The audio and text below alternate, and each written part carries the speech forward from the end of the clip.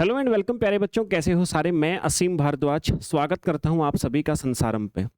Scientific officer biology यानी जीव विज्ञान विषय से बच्चे आप सभी अगर प्रिपरेशन कर रहे हैं तो आज का ये एक सेशन, इस सेशन के अंतर्गत प्रिपरेशन से लेकर के आप सभी की एलिजिबिलिटी क्या होनी चाहिए, पेपर का पैटर्न किस प्रकार का आता है, क्वेश्चंस का लेवल क्या रहेगा और किन रिसोर्स से आपको प्रिपरेशन करनी है, ये सारी चीजें आपको एक सेशन के अंदर में क्लियर कर दूंगा।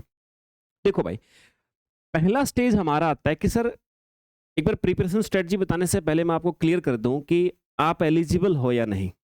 सबसे ज़्यादा फायदा आपकी बार बायोकेमिस्ट्री वाले बच्चे हैं ना, उनके लिए अभी असिस्टेंट प्रोफेसर के अंदर बायोकेमिस्ट्री वालों को हमने देखा कि कहीं भी शामिल नहीं किया गया, तो उनको स्पेशली बच्चे यहाँ पर उनके सब्जेक्ट दिए गए हैं, तो उन बच्चों को तो बेनिफिट है ही। बाकी किस किस बच्चे को बेनिफिट है, यहाँ पर हम एक बार एलिजिबिलिटी की बात कर लेते हैं। ये लीजिए बच्चे, ये यहाँ पर लिखा हुआ है भाई, आपके सामने दो प्रकार की क्वालिफिकेशंस मांगी गई हैं। एक आपके स्नातकोत्तर के अंदर मास्टर्स डिग्री में, और एक बच्चे आपका स्नातक यानी ग्रेजुएशन के अंदर आपकी क्वालिफिकेशन आपसे मांगी है। आपसे कहा भी अगर आप मास्टर डिग्री जो आपकी है उसमें आपके पास में वनस्पति विज्ञान सब्जेक्ट है या जंतु विज्ञान सब्जेक्ट है, इनमें से कोई भी एक जो मैं बता रहा हूँ, या फिर बायोकेमिस्ट्री है, या फिर आपके पास माइक्रोबायोलॉजी है, या आपके पास में बायोटेक्नोलॉजी है, या आपके पास में फोरेंसिक बायोटेक्नोलॉजी है, या आपके पास में जेनेटिक्स है, या आपके पास मोलिकुलर बायोलॉजी है, या आपके पास में बच्चे बायोसाइंस, या आपके पास लाइफ साइंस, या फोरेंसिक विज्ञान के अंदर आपका द्वितीय श्रेणी का एमएससी उपाधि है। इनमें से कोई भी एक चीज आपकी मास्टर्स में है तो आप मास्टर्स के हिसाब से तो एलिजिबल हो। फिर ग्रेजुएशन में आपसे कहा कि एक तो जो ए वाली कैटेगरी में सब्जेक्ट है इनमें से एक होना चाहिए, और एक बे वाली कैटेगरी है इनमें से एक सब्जेक्ट होना चाहिए, है ना। यानी निम्नलिखित ए और बे दोनों अनिवार्य है। मतलब ग्रेजुएशन में आपके पास या तो वनस्पति विज्ञान हो, या जंतु विज्ञान हो, या बायो साइंस हो, या लाइफ साइंस हो, या बायोटेक्नोलॉजी हो, माइक्रोबायोलॉजी या फोरेंसिक बायोलॉजी के अंदर कोई एक, इनमें से कोई भी एक विषय हो। साथ में इनमें से एक विषय होना चाहिए, साथ में केमिस्ट्री या फिर बायोकेमिस्ट्री या फोरेंसिक केमिस्ट्री, यानी रसायन विज्ञान या फिर बायोकेमिस्ट्री और फोरेंसिक केमिस्ट्री, इनमें से कोई एक विषय बच्चे आप सभी के पास में है तो आप लोग एलिजिबल हो। यानी देखो, बायोकेमिस्ट्री वाले बच्चे जो हैं उन सभी को बेनिफिट मिल रहा है, यानी केमिस्ट्री वाले रसायन विज्ञान वाले जो बच्चे हैं उन सभी को बेनिफिट यहाँ मिल रहा है। साफ साफ कैसे, रसायन विज्ञान से हो या बायोकेमिस्ट्री, फोरेंसिक केमिस्ट्री, इनमें से कोई एक विषय होना चाहिए बच्चे, तब आपका काम बन जाएगा। ठीक है सर, ये तो थी पहली जानकारी कि आपकी एलिजिबिलिटी जो क्वालिफाई कर रहा है कि आपके पास इनमें से हो जाएगा। फिर दूसरी बात आती है सर हमारा एग्जाम का पैटर्न। ये जो वैज्ञानिक अधिकारी या साइंटिफिक ऑफिसर के लिए आपके पेपर में एक पार्ट अ होगा और एक पार्ट आपका बच्चे ब वाला होगा। इसमें अ पार्ट में जनरल स्टडी आएंगे, यानी आपके वही एमपीजी की आएगी 50 क्वेश्चन, 3 नंबर का एक क्वेश्चन होता है, 150 नंबर का एमपीजी के आएगा। फिर बच्चे आपका जो बायोलॉजी सब्जेक्ट है जीव विज्ञान, वो आपका आएगा 100 नंबर, 100 क्वेश्चन 300 नंबर का, कुल मिला के 150 क्वेश्चन है, 450 नंबर के आएंगे। और इंटरव्यू उसके बाद बच्चे 50 नंबर का होगा, कुल मिला के 500 नंबर जो हैं ये फाइनल आपकी कट ऑफ लगेगी। 3 घंटे का आपको टाइम दिया जाएगा, ये टोटल 150 क्वेश्चन जो आपको बताएगा इनको सोल्व करने के लिए। एक ही पेपर में दोनों पार्ट होंगे, अलग अलग पेपर नहीं होंगे, 3 घंटे का समय होगा उसमें। ये पेपर तब होगा जब कम से कम 500 बच्चे फॉर्म को भरेंगे।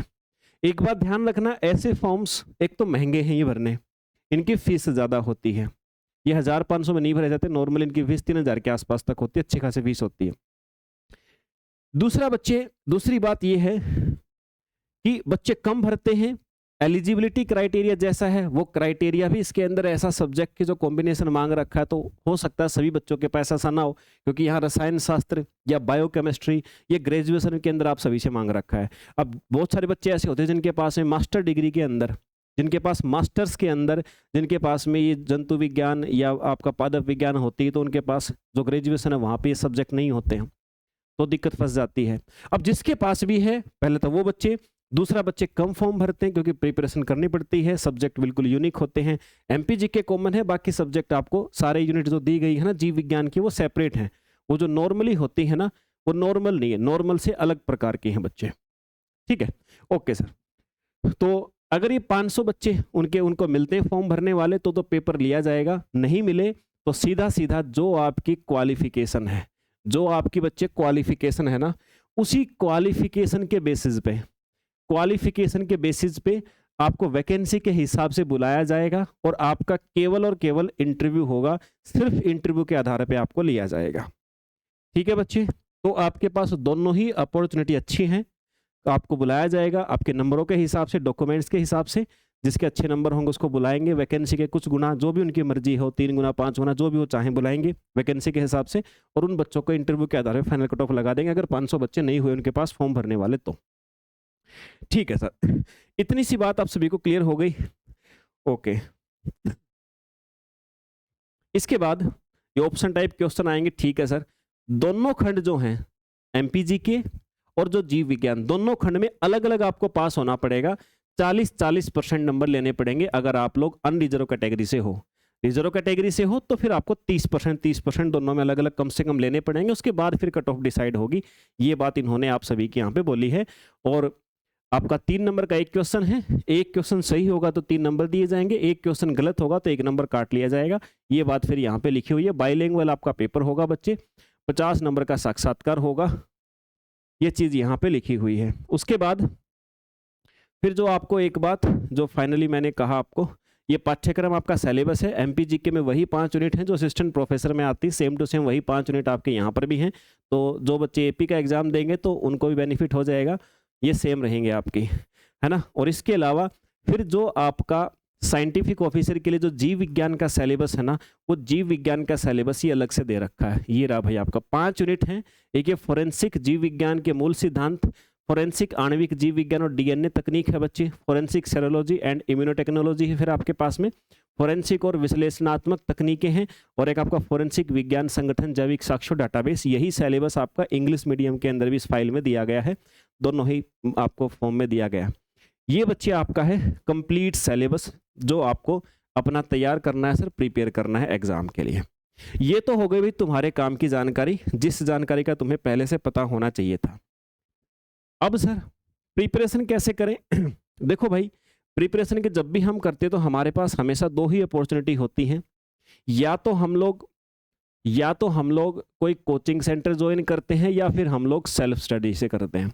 दोनों ऑप्शन होते हैं। सेल्फ स्टडी के अंदर आप सभी को जितने भी यूनिट्स दी गई हैं, इन पूरी यूनिट्स का कंटेंट खुद को अपनी कॉलेज की किताबों से, ग्रेजुएशन मास्टर डिग्री किताबें जो हैं, ये इससे रेलिवेंट जो सब्जेक्ट थे वो वहाँ से निकाल के हमें पढ़ना पड़ता है। अगर आप ऐसा कर सकते हैं तो बिल्कुल गो फॉर दैट, और एक क्वेश्चन से एमसीक्यू प्रैक्टिस लगा लीजिएगा।